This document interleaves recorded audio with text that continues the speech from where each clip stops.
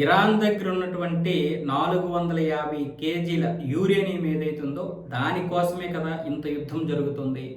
Iran ఎక్కడా కూడా అణ్వాయుధాలు తయారు చేయకూడదనే కదా మీ యొక్క ముఖ్య ఉద్దేశం. కాబట్టి ఈ శుద్ధి చేసినటువంటిది, చేయనటువంటిది ఈ యూరేనియాన్ని రష్యాకి తరలించండి. ఈ యొక్క వివాదానికి ముగింపు పలకొచ్చు అని పుతిన్ ట్రంప్కి ఫోన్ చేసి మాట్లాడినట్లుగా ఇప్పుడు అంతర్జాతీయ న్యూస్లోనైతే వస్తుంది. సో దీని గురించి ట్రంప్ ఏమొచ్చేసి సున్నితంగా తిరస్కరించినట్లుగా తెలుస్తుంది. అయితే ఇది ఇప్పుడు కాదు, 3 రోజుల క్రితమే ఈ యొక్క ఫోన్ సంభాషణ జరిగినట్లుగా అయితే వస్తుంది. మళ్ళీ దాని గురించి మాట్లాడినట్లుగా తెలుస్తుంది. ఈ విషయం క్రెమ్లిన్ కూడా మాట్లాడింది.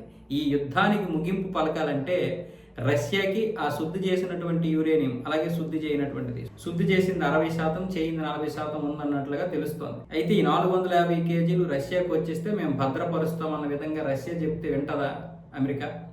ఎందుకు వినదు అంటే ఖచ్చితంగా తర్వాత మళ్ళీ అవి ఇరాన్కే వెళ్తాయి. పైగా అక్కడ పుతిన్ వాటిని బాంబులుగా తయారు చేసిస్తారు.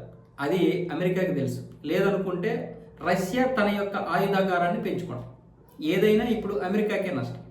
కాబట్టి సున్నితంగా ట్రంప్ తిరస్కరించాడు. పైగా ఆ యొక్క యురేనియాన్ని మేమే స్వాధీనం చేసుకొని భద్రపరుస్తామని చెప్పాడంట.